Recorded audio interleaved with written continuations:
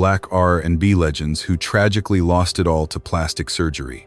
Frozen faces, fading voices, and legends rewritten by the surgeon's knife. This isn't just about beauty, it's about pressure, pain, and the crazy price of perfection. Tonight, we reveal the shocking stories of Black R&B icons who paid it all for plastic surgery. Stay tuned. You won't believe what happened next. Mary Wilson was once a queen of Black R&B, a founding member of the Supremes who helped define the sound of the 1960s. While Diana Ross chased solo fame and Florence Ballard faded into tragedy, Mary stayed behind, guarding the legacy of a legendary group like a loyal soldier of Motown. But legends don't just fight charts, they fight time. By her 70s, Mary looked strangely untouched by age.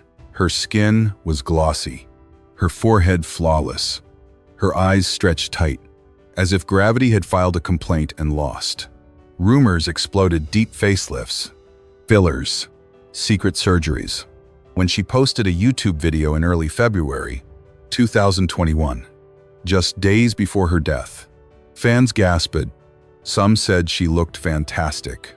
Others whispered, "That's not Mary, that's the remix." The truth was brutal.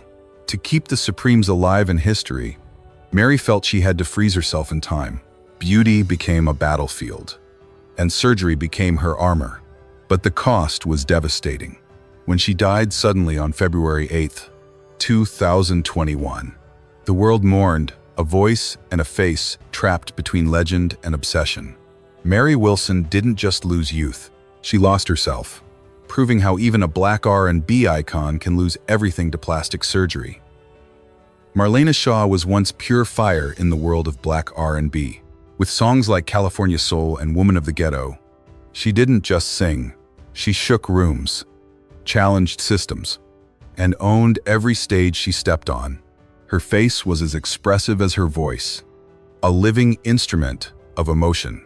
But in a world obsessed with eternal youth, even legends are told one thing: change or disappear. As the years passed, Marlena's face began to change faster than her setlist. Her forehead turned glassy smooth. Her eyes widened unnaturally. Her skin stretched tight, as if time had been put on mute. Fans whispered Botox, facelifts, fillers, maybe too many touch-ups. When she appeared on stage in the late 2000s, people weren't asking about her music anymore. They were asking, is that really her? To stay visible, Marlena felt she had to erase herself.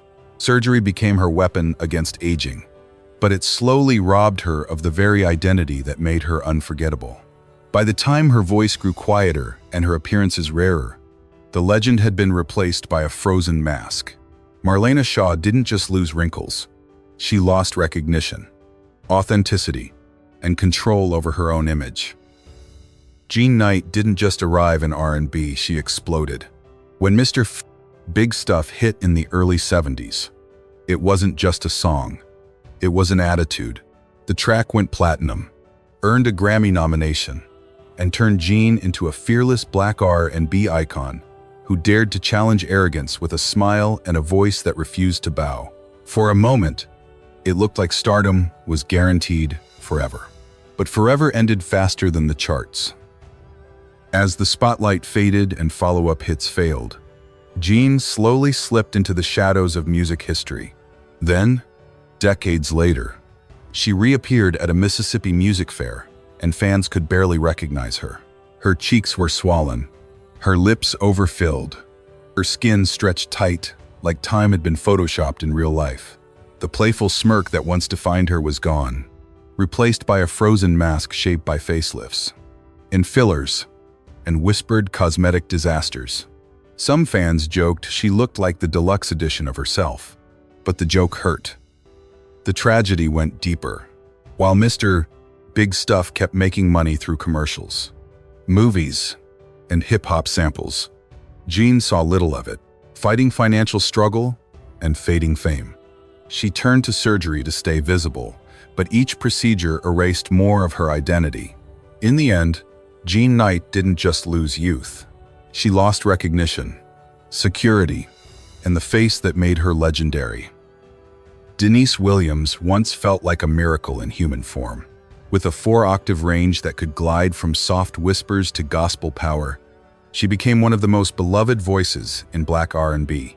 Songs like Free, Silly, and Let's Hear It for the Boy turned her into a cultural symbol of joy, innocence, and spiritual warmth. On stage, she looked untouchable, the kind of artist people believed would never fade. But as the years passed and the spotlight dimmed, Deniece faced a quieter, crueler battle. When she began appearing in public again in the early 2000s, fans barely recognized her. Her cheeks appeared unnaturally full, her forehead gleamed under lights, and her once gentle features looked sharp and immobile. Rumors spread fast facelifts, fillers, nose reshaping. Some fans tried to laugh it off, saying she looked updated, but the joke felt heavy. Behind the scenes, pressure was building. Returning to the industry meant competing with youth, perfection, and impossible beauty standards. Those close to her said Deniece felt trapped between who she was and who the world expected her to be. Instead of reclaiming her place in pop culture, she slowly withdrew, avoiding interviews and public attention. People talked less about her music and more about her face, as if her voice no longer mattered. As she leaned deeper into gospel and a private life, the distance between her legacy and her public image kept growing. The woman once praised for her natural glow became a mystery shaped by whispers, speculation, and silence. Deniece Williams did not disappear overnight. She faded slowly, caught between faith, and a reflection she no longer seemed to recognize. Phyllis Hyman walked into R&B like royalty, nearly 6 feet tall, elegant, powerful, unforgettable. She didn't just enter a room. She owned it. Her voice, often called Velvet Thunder, could whisper heartbreak and command authority at the same time. Songs like You Know How to Love Me and Living All Alone made her a legend. But behind the spotlight was a woman fighting an industry that loved her voice but never stopped judging her face. In the early 80s, executives told her she was too tall, too strong, too much. So Phyllis tried to change the only thing she thought she could, her appearance. Subtle nose work, lip fillers, brow lifts. Each procedure promised confidence, but delivered insecurity instead.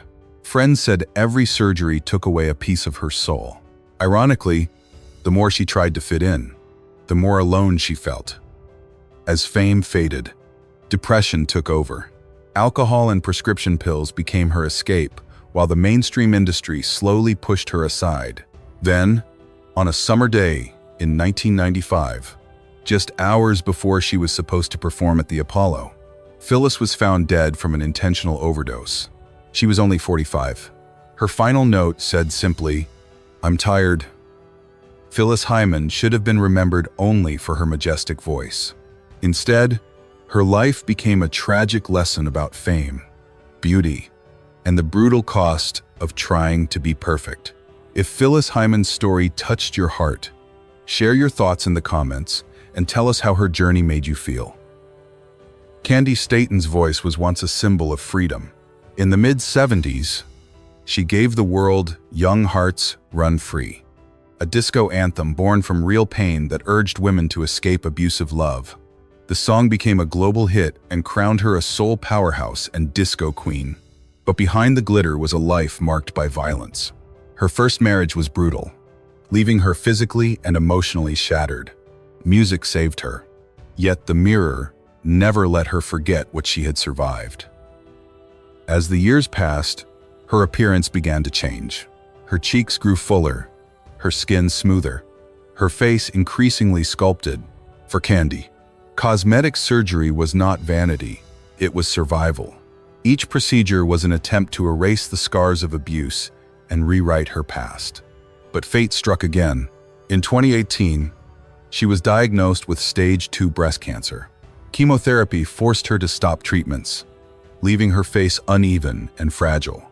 Heavy makeup became her armor as fans struggled to recognize the woman they once adored. Still, Candi refused to disappear.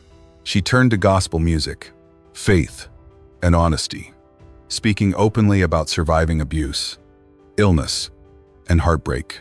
Her transformation became part of her testimony, proof that she had endured and refused to be silenced. If you like this story, leave the number 1 in the comments and subscribe to our channel for more powerful stories like this. Minnie Riperton's voice was not just rare, it felt supernatural. With a 5-octave range and whistle notes that soared in love and you, she sounded like someone singing straight from heaven. Her beauty was just as natural as her music. Soft, K-12s, and untouched by artifice. But in the mid-70s, fate shattered the illusion. At only 29, Minnie was diagnosed with breast cancer. Though she kept performing, the disease slowly stole her strength, her hair, and her vitality behind glamorous gowns and bright smiles. In her final years, friends revealed a heartbreaking secret. Minnie quietly turned to subtle cosmetic procedures, not out of vanity, but out of fear. Small lifts and gentle fillers were rumored to hide the toll of chemotherapy. Privately, she begged doctors not to let audiences see her fading on stage. For a woman whose art embodied purity, the thought of being remembered as fragile was unbearable. Photos taken months before her death told a haunting story.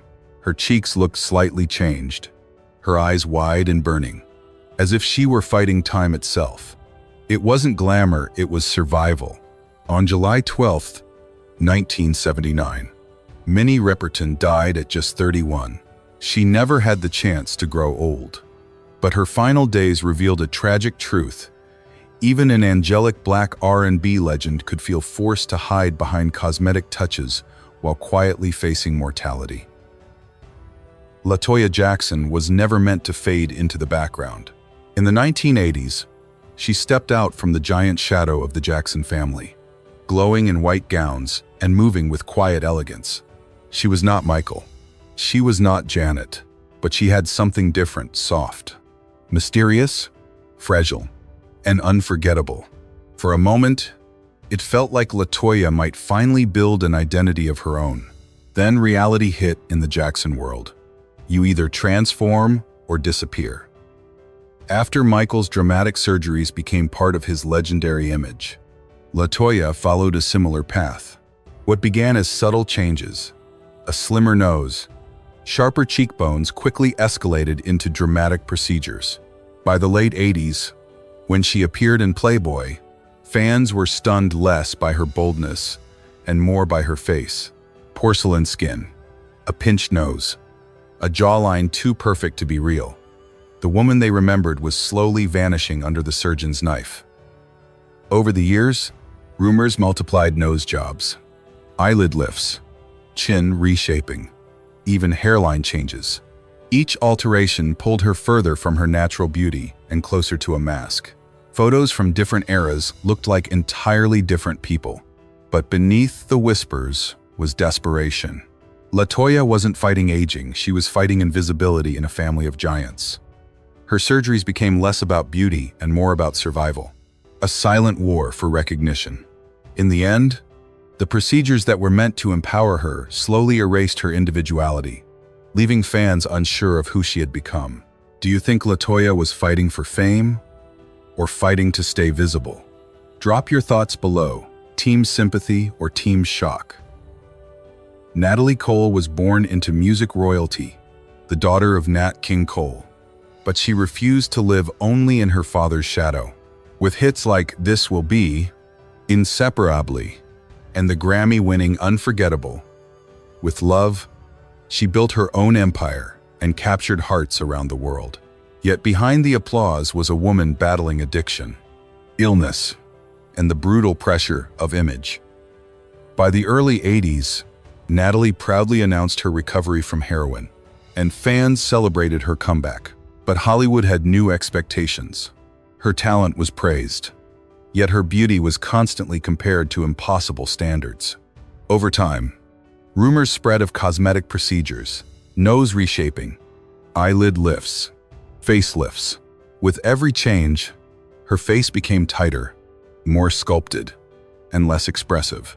When she appeared on television in the early 2000s, viewers whispered, "Is that really Natalie?" The spark in her eyes seemed replaced by a mask that barely moved. Those close to her said surgery was not vanity, but survival. Natalie wanted to erase the shadows of addiction and illness she feared were written on her face.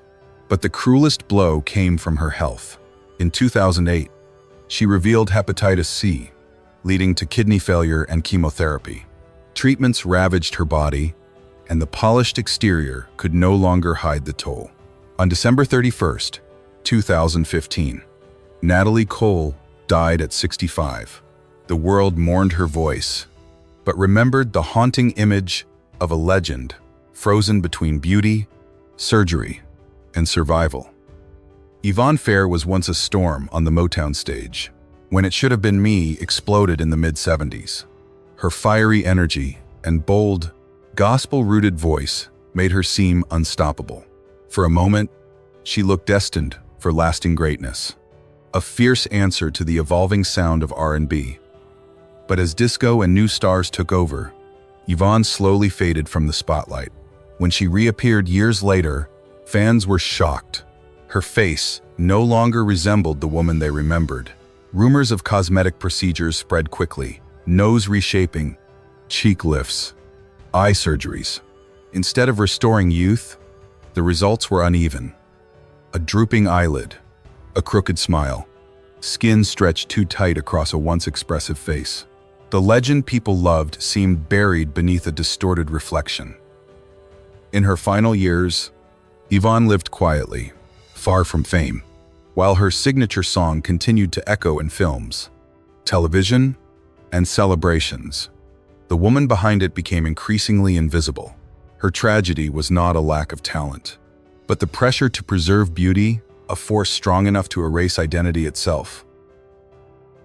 Della Reese was a woman of many worlds, a gospel powerhouse, a jazz and R&B star, and a beloved actress remembered as Tess in Touched by an Angel. Born in Detroit in the early 30s, she built a career lasting more than 6 decades.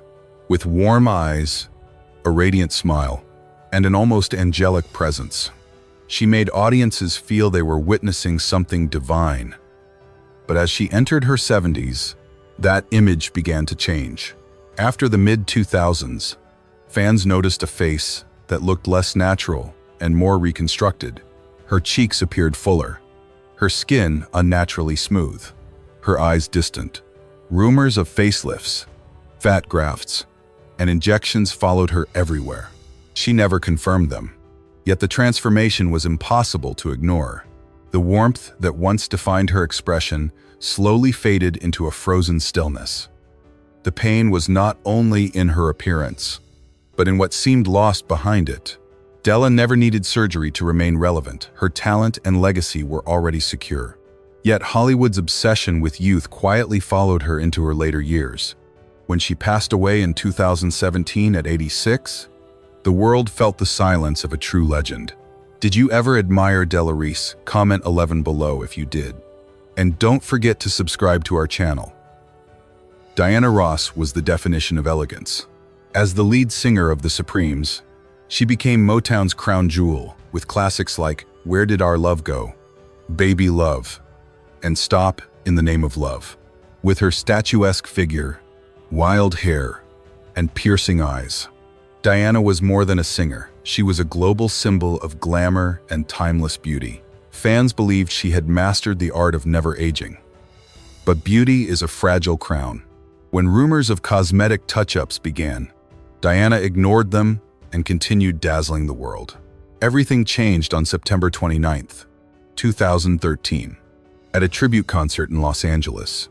When she stepped into the spotlight, the audience gasped, not at her voice, but her face, swollen cheekbones, unnaturally smooth skin, and unbalanced lips replaced the warmth fans once adored.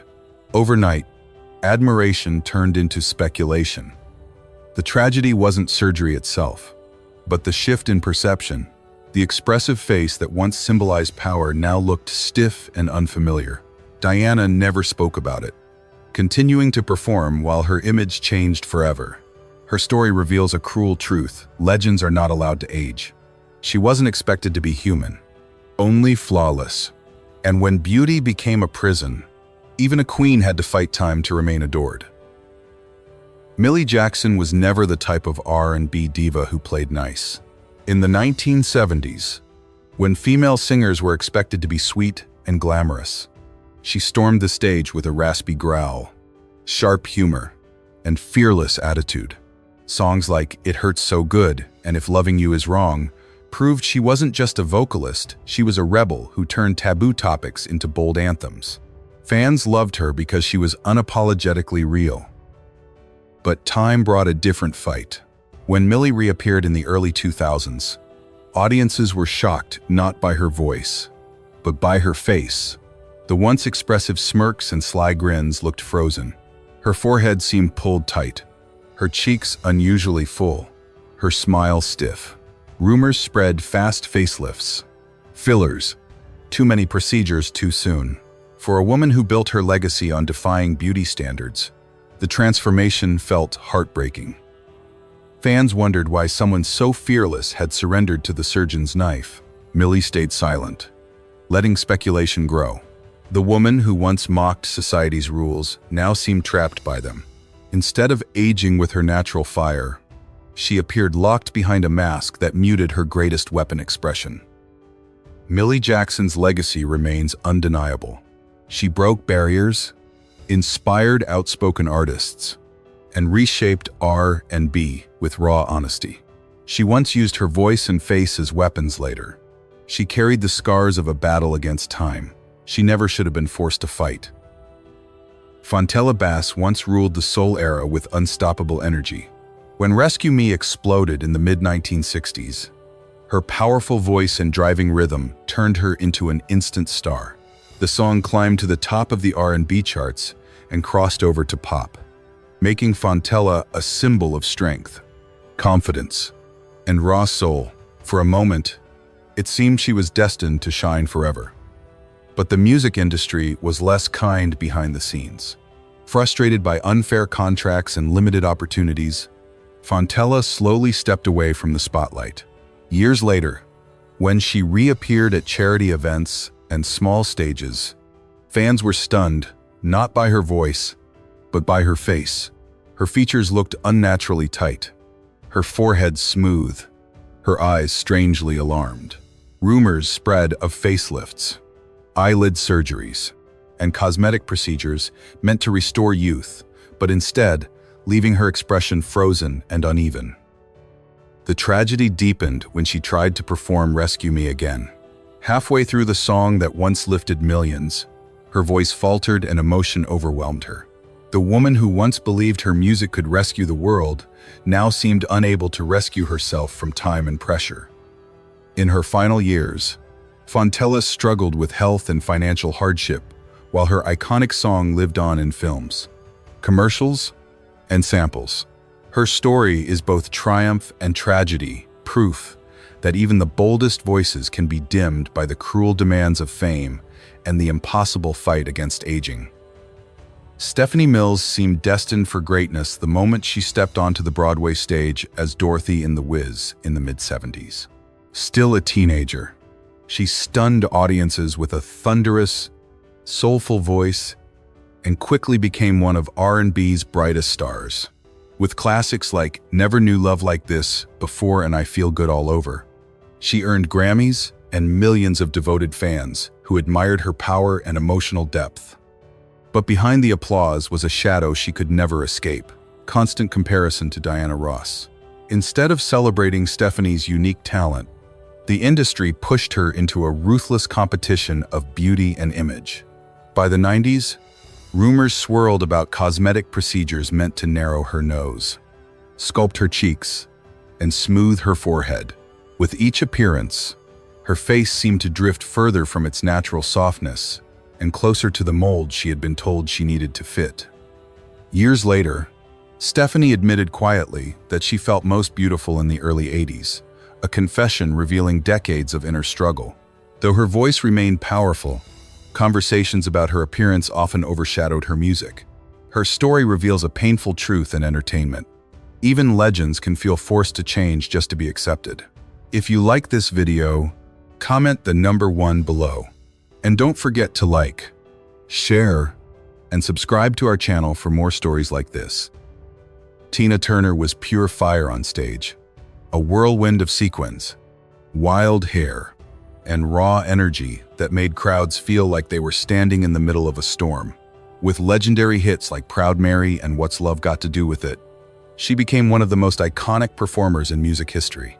Her voice was both gravel and gold, a sound that carried pain, power, and survival in every note. Yet behind the spotlight was a woman marked by years of violence and trauma. In the mid-70s, Tina fled her abusive marriage to Ike Turner with almost nothing but courage. A few coins and a gas card. Years of brutal abuse left her with a broken nose, breathing problems, and constant pain. Unlike many celebrities, Tina's surgeries were not about vanity or chasing youth.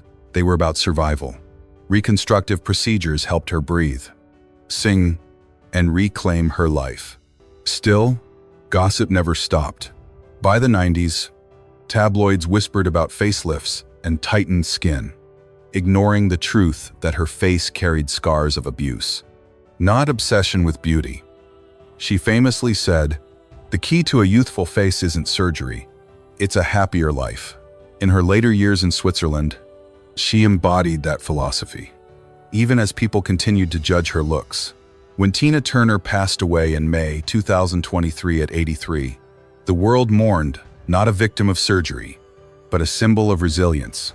Her scars were not weakness, they were proof that she had walked through fire and emerged stronger. Do you admire Tina Turner's strength and fearless spirit? Share your thoughts in the comments and honor the legacy of a woman who turned pain into power. Anita Ward exploded onto the music scene in the late 1970s with Ring My Bell, a disco anthem that shot straight to the top of the Billboard Hot 100 and sold over 1 million copies. Overnight, her voice was everywhere on radio, television, dance floors, and in the hearts of fans who couldn't stop moving to her carefree sound. For a moment, Anita wasn't just a singer, she was a cultural moment. But fame is cruel to one-hit wonders. Follow-up songs failed to match the magic. And by the early 80s, the spotlight faded. Anita returned to quieter stages, teaching, performing at small events, and living in the shadow of a single unforgettable song. Decades later, when she reappeared at retro festivals, fans expected nostalgia. Instead, they were stunned. The radiant disco queen they remembered was gone. Her cheeks looked swollen, her mouth stiff, her chin sharply drawn, her expressions frozen. Whispers spread fast fillers, facelifts, too many procedures over time. Backstage stories revealed deeper pain. Some said Anita cried after shows, afraid her face might crack if she smiled too wide. The song that once crowned her career had become her prison. She wasn't just fighting aging, she was fighting identity, trapped by the expectation to look exactly like the woman who sang Ring My Bell decades earlier. Success can vanish, but pressure never does. She should have been remembered only for the joy her voice gave millions. Instead, her later years reflected the heartbreaking struggle of a legend trying to hold on to a face the world refused to let her outgrow. Sylvia Robinson's name is carved into music history twice, first as a sultry soul singer behind Pillow Talk, and later as the visionary producer who founded Sugar Hill Records and pushed hip-hop into the mainstream with Rapper's Delight. To many, she was the mother of hip-hop, a woman who built an empire in a male-dominated industry. But behind the power and confidence, Sylvia fought a private battle with her own reflection. Once admired for her dreamy eyes and effortless beauty, she grew increasingly aware of the harsh rules of fame. In a world where aging women were quietly pushed aside, Sylvia turned to cosmetic surgery to protect her status. Over the years, rumors followed her forehead lifts, cheek implants, eyelid work, injections. Each procedure smoothed her face, but slowly erased the natural softness fans once loved. By the late 80s and 90s, her tightened skin, stiff lips, and uneven eyes made her features look more like a mask than a face. Those close to her revealed the painful reality behind the glamour-long recoveries.